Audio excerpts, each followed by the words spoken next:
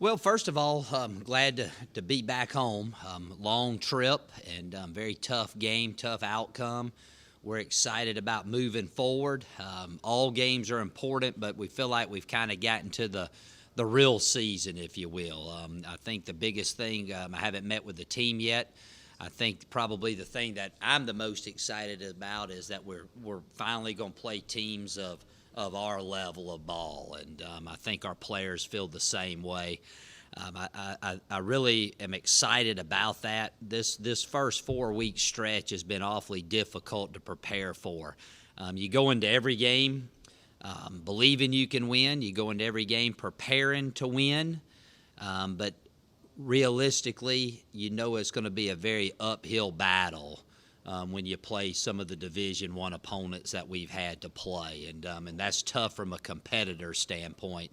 I think I would never go this far, but I read a quote John McKay said when he was the coach for the Tampa Bay Buccaneers, and when they first started that team, and Coach McKay's a great coach in the college ranks, and they're getting ready to play the Pittsburgh Steelers, and he went in and told his team they were 0 for, and I think they ended up going 0 for whatever for that season, and he says, boys, if we play the best we can play and they play the worst they can play, we're still going to get beat.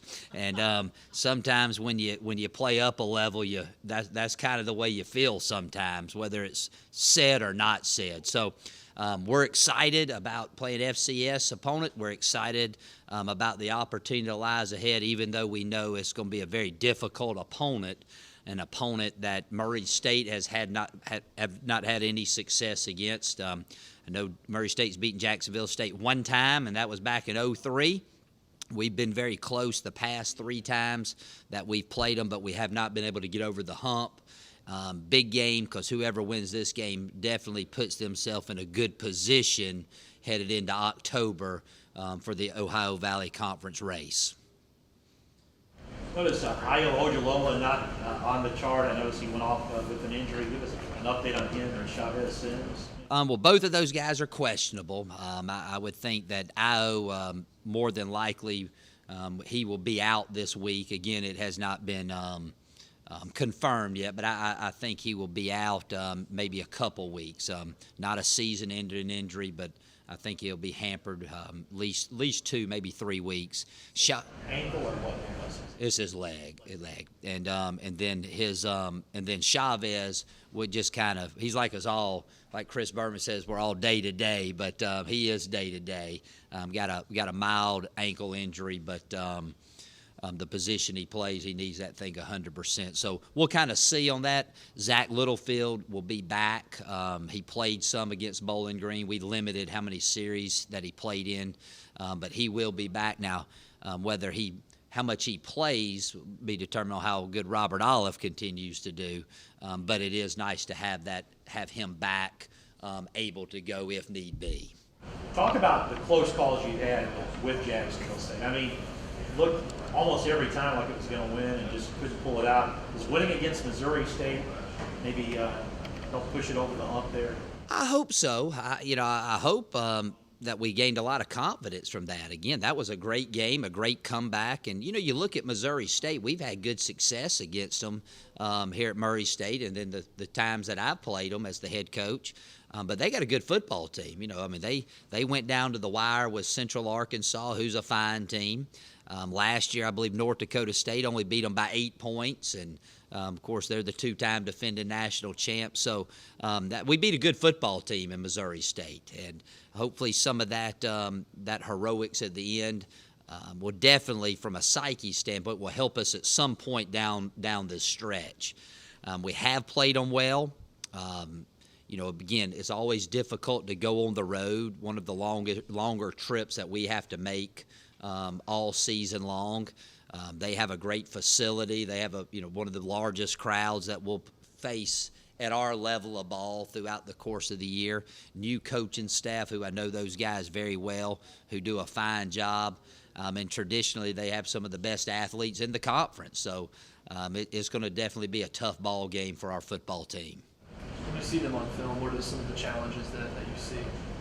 Offensively, I thought they would throw the ball a little more. That doesn't mean they may come out and throw it 60 times against us, but they running the ball extremely well. Of course, they have some really good running backs, and that's something that we've struggled with. You look is stopping the run here these past couple weeks. So I would imagine they'll try that on us, and hopefully they won't have success at it, but I'm sure that's what they're going to come out and do. So we got to stop the run, and then defensively they just give you a lot of different looks. They bring pressures from different areas. They're predominantly a three-man front, and then they mix up their coverages extremely well. Coach Clark has been a great defensive coordinator everywhere he's ever been. In fact, he's a great high school coach at Prattville High School. Used to recruit his school. Always had state championships and great players. So he'll have his team ready, and he does a fabulous job with that defense. With the 4 games that you've played, have you all been able to establish an identity? I think so. We'll find out this week. But again, it has been tough. I thought we did some really good things against Missouri State. Of course, Campbellsville, we played really well. Missouri State, was just a tough game, and we found a way to win. And this past week, we did some nice things. I thought we competed well. I did. The biggest thing I was not happy about is I don't think we prepared very well. Headed into, I didn't think we had a good week of practice leading into the game. Was Bowling Green better than us? Sure they were. Give them credit. Were they that much better than us? I have a hard time believing that. And so that was what I was disappointed was our preparation leading up into the ball game. And to some extent, I would imagine that our guys were pretty, they felt, hey, here we go again. We got to play another 1A opponent. Give and take a little bit there, but all that's behind us. We're focusing on Jacksonville State, and I look forward to us having a good week of preparation.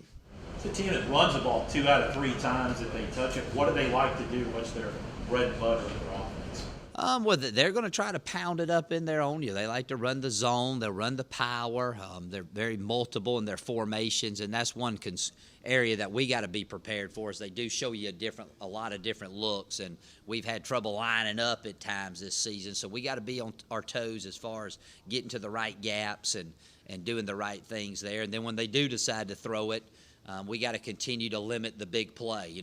That's one thing that our defense has done well is we just hadn't really given up too many big plays, and we got to continue that trend on Saturday. I know we've seen Mikhail break out in these fabulous runs. What's the big thing that you guys are focusing on tweaking for him and just bringing him along this week? Well, we got to continue to cater the offense to his strengths, and we're not at full playbook operation status now. You got to realize now, he's 4 games into his college career. He looks like a veteran. He's big, and he's got great athleticism, and he's bigger than some of our linemen, but he's still a young player, inexperienced player. So we have to do a really good job of making sure we call plays that he's comfortable in running, whether that mean we, run half the playbook, a quarter of the playbook, whatever it is, we have to continue to do that. And I believe that we've gotten closer over these first 4 ball games to being able to do what he does the best. Do you get nervous when he breaks out in those runs? No, that's his game. That's what he does. He's for us to be successful with him at quarterback, he's got to be an established runner. If we wanted just to do what we used to do, we would probably play someone else back there. But he gives us the best chance to win ball games because of his mobility. And in fact, I'd really like to see him do a little bit more of it and put a little bit more pressure on the defense. Talk about what Jacksonville State does defensively. Well, they're going to base out of a 3-man front. They run a lot of similar stuff to our defense. Again, the Coach Clark, he's been a guru of defense for a long time, and he's going to give us a lot of different looks. He's going to mix his man and his zone coverages, bring blitzes, and that's the big thing is picking up all the blitzes with an inexperienced quarterback, and those are areas that we're kind of limited in right now. So we got to do a good job of making sure we put ourselves in a position to have positive plays and not get ourselves into long yardage situations But they're very talented. I mean, they're on the hoof. They look like the regular old Jacksonville State teams we're accustomed to playing. You had spoken earlier about playing with confidence. They're 4-0, back-to-back overtime wins, playing it on. I mean, they got a lot going for them right now, too. Oh, well, I'd much rather be 4-0 than 2-2, no matter who you play and whatnot. But they've played a very tough schedule. Alabama State went down to the wire. I mean, and then they played, beat North Alabama, who is a fine football team. Don't let that Division II moniker scare you on that one. I don't want to play North Alabama. And then they beat, Georgia State, who's a Sun Belt school, and then beat Jacksonville University as well. So, the one thing that I will say in their 3 games, 2 of them have been overtime. Alabama State went down to the end as they found a way to win, and that's a great credit to a new staff and a football team. So I'm sure that the pressure would not get to their group after their start to their season. One other note, I noticed the special teams play, I thought you mentioned on the postgame, improved dramatically from the week before. Yeah, I was really pleased with our special teams. That was one area I was concerned at going into the game because their special teams looked so dominating on film. And, we talk about the week before, y'all all laugh when I said, hey, look, we played well other than 2 kicks out of bounds, 2 muff punts, and a missed extra point. That was just one guy. The rest of the other 10 guys played exceptionally well the week before. So I'm really pleased with the way that progress has come along. We still got to kick the ball better, and that's a big concern right now. We missed a field goal the other night in the ball game, and to be honest with you, it wasn't even close. So we're going to open up that battle at the probably this week and maybe make a decision at who's going to hold our PAT field goal duties. But that area has got to improve. Let's talk about the Bowling Green game and what it was like to go up against them, maybe to compare to Missouri. We've heard Coach Hatcher said he thought Missouri was better. What do you think from where you play? Yeah, I'd probably agree with Coach Hatcher. I mean, Bowling Green's really good too. They were huge. The MAC's known for their big offensive and defensive linemen. We had a game plan in. They didn't really do exactly what we thought they were going to do. That probably put a couple bumps in the road. We couldn't finish the drives. Like as long as we get that first down, the first to stay in first and second down, I think we would have been all right. But we didn't finish the drives. So. Fumble at the 1, did that kind of take the wind out of the team? That was because that was such a good drive. I'm not sure exactly where we started the drive, but it was probably 8 plays or so, and it was a good drive. It just kind of, stuff like that happens. You got to overcome it, and so. Talk about these first 4 games. You have the 2 FBS opponents. You had Campbellsville and Missouri State. Was any of that kind of just a distraction from maybe the business part of the season coming up? Coach Hatcher said it after the game Saturday. That's we treat it kind of as a preseason. Those games matter, of course, too, but we're really getting down to the important part of the season. Jacksonville State's a good team. They're 4-0. We really got to prepare a lot better than we did last week, this week, for the season upcoming. What are some of the biggest keys that you picked up in the first 4 games that have kind of given you all an identity that you see carrying over? We've really tried to press the tempo, and I feel like we've tried to keep it pretty simple, and it's worked pretty good. As long as we keep that press the tempo, that's the biggest part of our offense, and it wears down the defense big time, and it keeps their defense really vanilla. They try to stay out of blitzes and running games and stuff like that. That helps us a lot. So. Has it been hard to gauge how good this football team is in the first 4 games because of the nature of the opponent? I feel like I really like our team. We're really talented, and we got a lot of seniors that are stepping up and being leaders. And we're about to find out. So I'm interested to see. What do you guys think you do best right now? As far as an offense, Mikhail really is good at making something out of nothing. He's really athletic, and everybody saw that. But offensive line-wise, we need to step up our communication and all be on the same page a little bit better. We've shown spurts of it, but we really need to do a better job at that. What's it like looking over your shoulder and then just having Mikhail fly by you? He's really it's good because obviously he'll almost be sacked, and then he'll get like a 10-yard gain, so that's a plus. But he's really impressive. Talk about the close calls against Jacksonville State. Come close, can't ever seem to get over the hump. Yeah. Against them, is this the year? I think like Missouri State, that last drive, we've been in 3 or 4 games, and since last year, and probably even more since I've been here, where we've battled all the way to the end and just haven't been able to finish. And Missouri State, we were all real happy in the locker room. It was a great team win, and I think this is our year that we'll be able to finish. What about playing at Jacksonville State? Back-to-back years you have to go there. Is that a good atmosphere? Yeah, I noticed that. I didn't even know.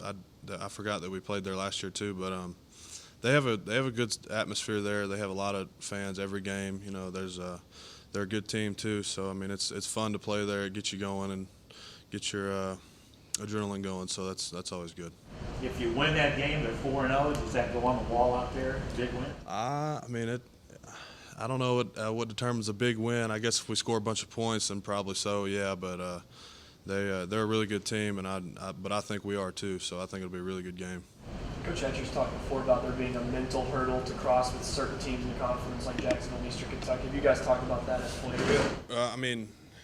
I mean, we know the OVC. I mean, Jacksonville State. Yeah, almost everybody's good every year. I mean, it's a hard conference and it's tough. We know that we're going to have to prepare for like it's the conference championship almost every week. So I mean, it's we don't necessarily talk about it, but we know. I mean, you can tell everybody knows. So. You've played in enough FBS games. What's the week after like when you face, an FCS opponent?